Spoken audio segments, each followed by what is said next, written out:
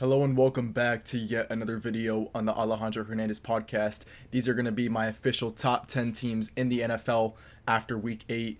My Buffalo Bills are officially back. They got a huge win like I expected them to. The Baltimore Ravens bounced back, beating the Chicago Bears without Lamar Jackson. And then the Chiefs once again reasserted their dominance with a 21-point victory at home against the Washington Commanders without Jaden Daniels. So obviously there's a good amount of storylines heading into this week. We got some moves made at the trade deadline. The Bills, like I said they should go out. I'm sorry, the Rams, like I said they should, went out and addressed the cornerback position, trading for Roger McCreary from the Tennessee Titans. So now let's get straight into these top 10 teams. Coming in at number 10, I'm going to keep the Buffalo Bills at 10. I know they just got a very impressive win over the Carolina Panthers, but that doesn't really move the needle for me because I expected them to do that. This week is the real test. They play the Kansas City Chiefs this week, and honestly, I think I'm going to pick them to win the game. Because over the past couple of regular seasons, when the Bills have played the Chiefs in the regular season, they have won those matchups. And I expect them to do it once again. And then that's going to have me rise the Bills way up this power ranking because I expect them to get the job done at home against the Chiefs. Although the Chiefs are like 2-point favorites, I expect the Bills to edge out the Chiefs because usually they push all their chips to the middle of the table. They put out every single trick, every single game plan in order to beat the Chiefs in the regular season and then end up falling short in the postseason. So I expect the Bills to win that game. But for now, they have not beat good opponents. I believe across the entire NFL, the Bills have the weakest win percentage against teams that have won. So I believe the teams that they have beaten, their combined record is like 3-19. It's some ridiculous number.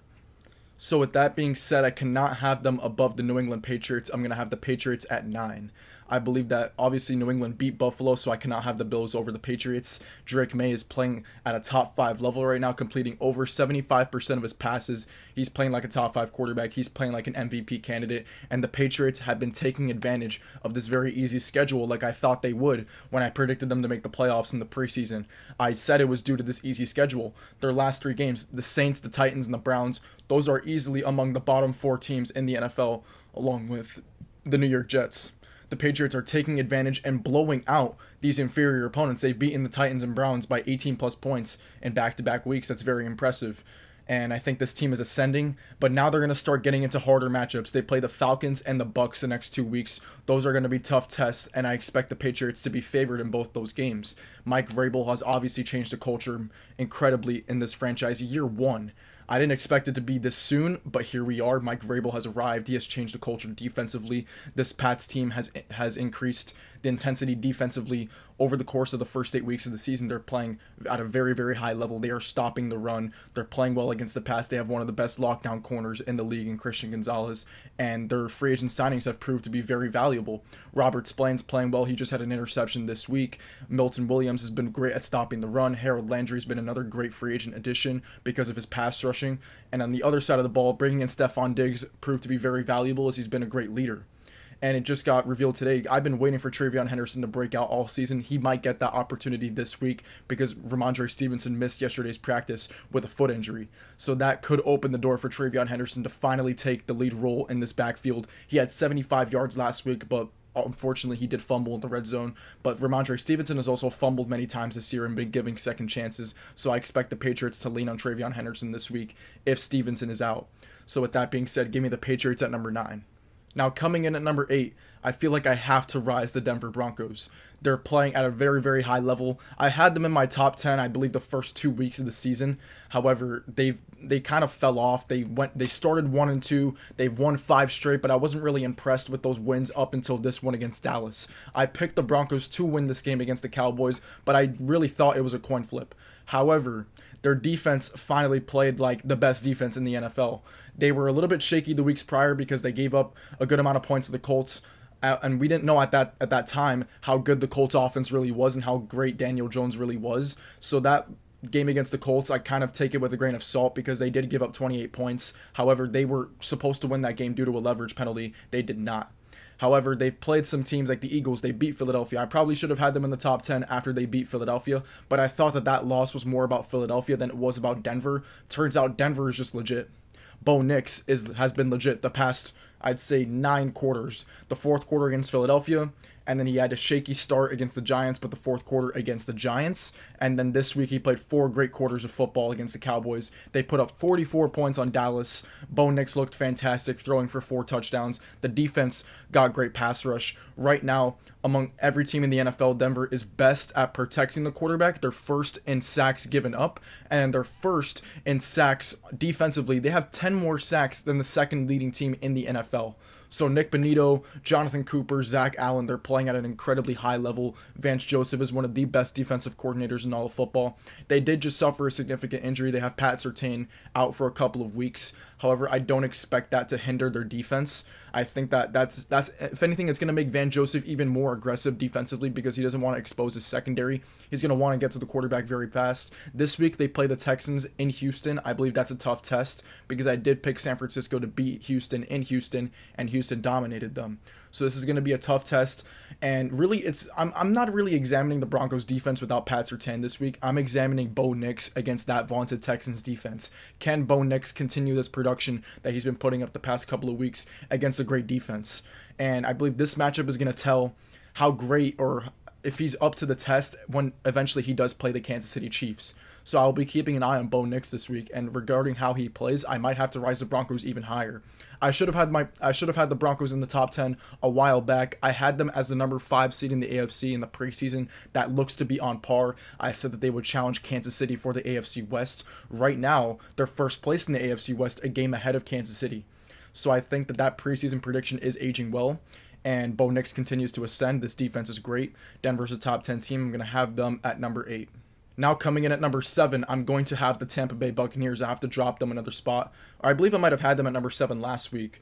However, I predicted this week that the Saints would upset them. That obviously wasn't a great pick, but I was kind of I'll take a little bit of the credit for being kind of right on Baker Mayfield continuing to be in a slump. He had another off game, considering he was the MVP after 6 weeks of the season. The past 2 weeks have been very shaky. He has 1 touchdown and 1 interception combined in his last 2 games. He had no touchdowns, no interceptions in this game against the Saints.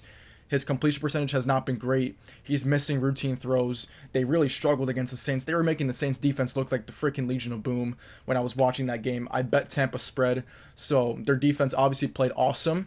So I believe it was complimentary football. Their offense couldn't really get going. Their defense helped them out. And in the previous weeks, Tampa was winning shootouts. So that's why I still believe this team is great. I'm not panicking on the Bucs, even though Baker's not playing at the same MVP level he was at the beginning of the season. So I'm not giving up on this team.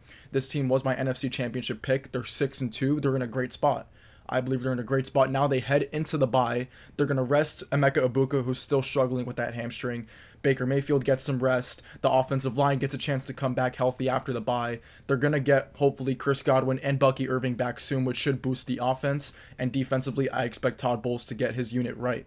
And they did this past week against the Saints, only allowing 3 points.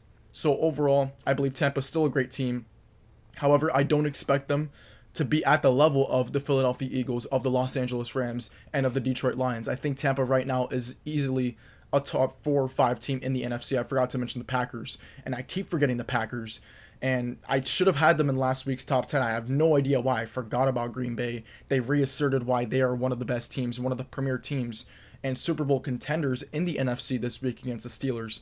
But that's enough talk about Green Bay. I'll get to them later in this video. But for now, for Tampa, I'm going to have them at 7. They still have one of the best quarterbacks in the league. They have a good defense. They're going to get everyone healthy after the bye. So I'm not panicking on this Tampa team. They're going to be just fine. They're 6-2. And they are going to be tested later on in the season when they do eventually play the Los Angeles Rams. But for now, I'm going to have them at number 7. Now, coming in at number 6, I'm going to have the Philadelphia Eagles. I'm going to drop them 1 spot because of how impressive Green Bay looked on Sunday Night Football. And the Eagles also did look impressive. In my prediction video, I said that I didn't really think it was possible that they could blow out the Giants because they haven't blown out teams at all this season, yet they went ahead and did that. And I believe that was in large part due to the officiating in that game. The officiating was absolutely awful. They didn't rule a fumble when Kayvon Thibodeau stripped Jalen Hurts on the tush push. They were calling offsides in the Giants that were actually false starts in the Eagles.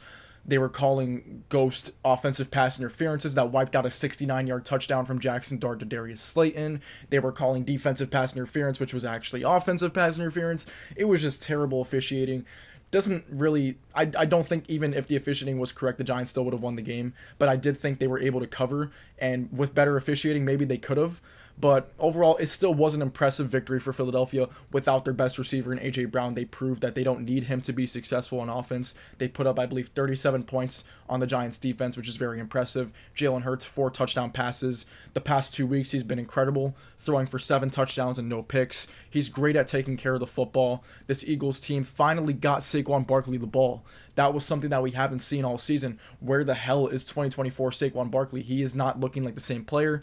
He completely wiped out those takes this week against the Giants, rushing for over 150 yards, opening the game with a 65-yard touchdown. Saquon Barkley is back, and if the Eagles continue to feed Saquon the way they did last year, then this team is obviously going to be among one of the best teams in the league. However, I cannot have them above the Green Bay Packers. I'm going to have the Packers at 5. I have to rise them right back into the top 10 where they rightfully deserve, and I cannot believe I didn't have them in the top 10 last week. Honestly, I think because they were losing to inferior teams like the Cardinals, like, not losing, but playing those teams closely, the Cardinals with a backup quarterback, losing to the Browns, tying to Dallas, not covering against Cincinnati, I was kind of wavering on the Packers being a great contender because they couldn't put away inferior opponents late in games. However, the Packers looked outstanding, and the person who I was, or the player I should say, that I was most impressed with on the entire weekend, forget just that game in particular, but the entire weekend, was Jordan Love, throwing for 360 yards and 3 touchdowns. And I can't even excuse the fact that it was the Steelers defense because I did, in fact, picked Pittsburgh to win the game. And I thought it was because they were going to take advantage of Jordan Love's mistakes. However, this season, Jordan Love is a different quarterback than he was in the past. In the past, Jordan Love was a risk taker. He was a guy that was reckless with the football. This year, he has completely wiped that part out of his game, and I believe that's due to great coaching from Matt LaFleur. Jordan Love has looked awesome to start this season. He's taking care of the football. He's making great decisions. And now they got Christian Watson back, which added an explosive element to the offense they didn't previously have. Matthew Golden has been good underneath and somewhat down the field, but he hasn't been very reliable down the field. Romeo Doubs is a great possession receiver. They were missing the explosive deep threat that Christian Watson offers. He is now back in the offense, and they got him involved, getting him 80-plus yards in his debut. So, with that being said, the Packers defense obviously we know is great. Micah Parsons is making a huge impact. The secondary's playing better. And the freaking breakout of Tucker Kraft has been awesome to see this season. He's blossoming into one of the top 5 best tight ends in the league, if not even top 3. I think right now in the NFL, I'd say the top 4 tight ends are Tucker, or I'd say top 5. Kelsey at 5, Kraft at 4, Brock Bowers at 3, Kittle at 2, McBride 1. Tucker Kraft has entered that top 5 discussion, and he might even make the argument to be the best tight end in the league if he continues this production up over the course of the season.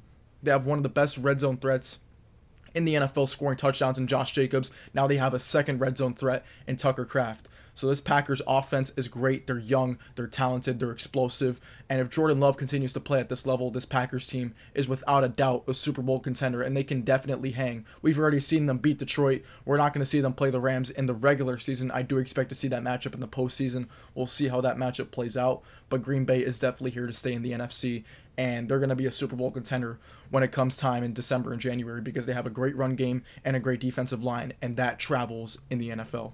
So give me the Eagles at 6 and the Packers at 5. And now coming in at number 4, I'm going to have the Indianapolis Colts. I believe I had the Colts at 4 last week as well.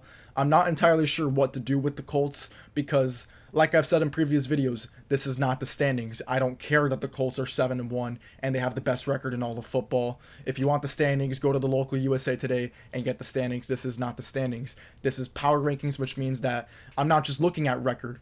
Obviously they're playing great. I can tell you all the stats. They're first in pretty much everything offensively. They're playing at a historically high level. But what my eyes tell me and what my eyes have showed me the past 5 years is that Daniel Jones has struggled in big games.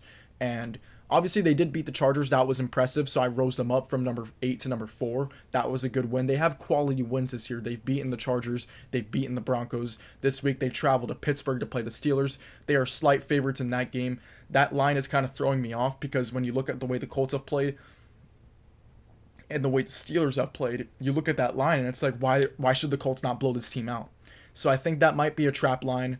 I'll look into that later when I do my picks for week 9, but the Colts are playing outstanding football. But what my eyes tell me is, and what my heart tells me is, if the Chiefs or even the Bills, if the Colts were to enter the playoffs today and even host a game, if they were to host a playoff game today and they played the Chiefs or they played the Bills, who are you taking? I guarantee you're going to take the team who has Patrick Mahomes or has Josh Allen and ahead of the Colts. You are going to trust those quarterbacks who have proven they can do it at a high level in the playoffs over Daniel Jones, because this is a quarterback-driven league. I understand Jonathan Taylor's playing at an MVP level, but teams can scheme around stopping a running back. We've seen it in the playoffs that teams have been able to stop the run against great running backs such as Derrick Henry.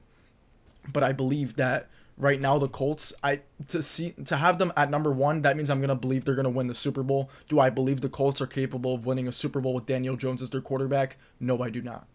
This Colts team reminds me of last year's Vikings, who went 14-3 and crashed out in the first round of the playoffs. That's what this is reminding me of. The only difference is that the Vikings, that this year's Colts do not have a Detroit Lions who went 15-2 in their own division. They're going to rule the division. They're going to win the division. I predicted that the Jaguars were going to win the division. I did not see this explosive offense of the Colts coming. And they're here, and you got to respect them. I'm going to have them at number 4. I cannot have them over the Kansas City Chiefs because in a game for my life, in a playoff game, I'm not trusting Daniel Jones over Patrick Mahomes. So with that being said, I'm going to have the Colts at number 4. And now coming in at number 3, I'm going to have the Los Angeles Rams. They're coming off a bye week. They're getting their guys back. They're getting Puka Nacua back. That is a huge addition. They went out and said what I thought they should have done, which is acquire a corner at the trade deadline. They did that. They addressed the slot cornerback position with Roger McCreary. That is a huge addition for this team. They needed help at the cornerback position. They went out and addressed it. So I do expect their secondary to improve, and that was really the only hole in this team. Their offensive line has been good enough protecting Stafford. Stafford is playing some of the best ball in his entire career. They have 2 good running backs. They have tight ends. They have Puka Nacua and Devontae Adams. That is more than enough weapons for Matthew Stafford to operate with. He's playing like a top 5 quarterback. And then on the other side of the ball, their defense statistically is a top 5 defense in the league. They're great at getting to the quarterback. They're great in yards allowed. They're great at stopping the run. They were just a little shaky in stopping the pass. However, they just went out and made an addition. So I do expect their pass defense to improve. And if that does, what is the glaring hole in this Rams team? I really don't see one. And they are my Super Bowl pick in the NFC, so I expect them to dominate the rest of the season. I expect them to be a top 3 seed in the NFC.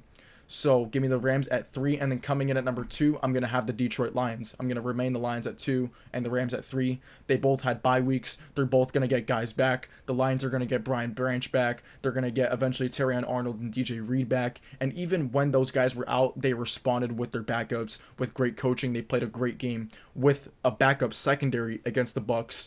And this week, they're big favorites against the Vikings. I expect them to take care of business at home.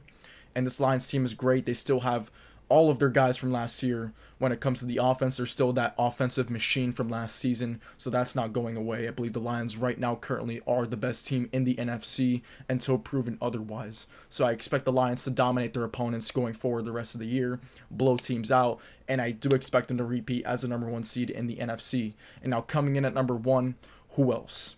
The Kansas City Chiefs. After winning by 21 points on Monday Night Football, they look like the most explosive offense in football, and it's not close. Rashee Rice is back. He's been dominant his first 2 weeks back. And Xavier Worthy as a number 3 option is scary. Right now they have Rashee Rice as the number 1 option, Travis Kelce as the number 2. And then with Worthy as your 3, he's a great gadget guy. You have Hollywood Brown, Juju Smith-Schuster, Tyquan Thornton. You have so many guys in the receiving game to go to. Patrick Mahomes is back to playing MVP-level football. He's almost an odds-on favorite to win MVP right now in the negatives. Right now, I believe he's plus 110 to win MVP, and I think he's going to run away with it.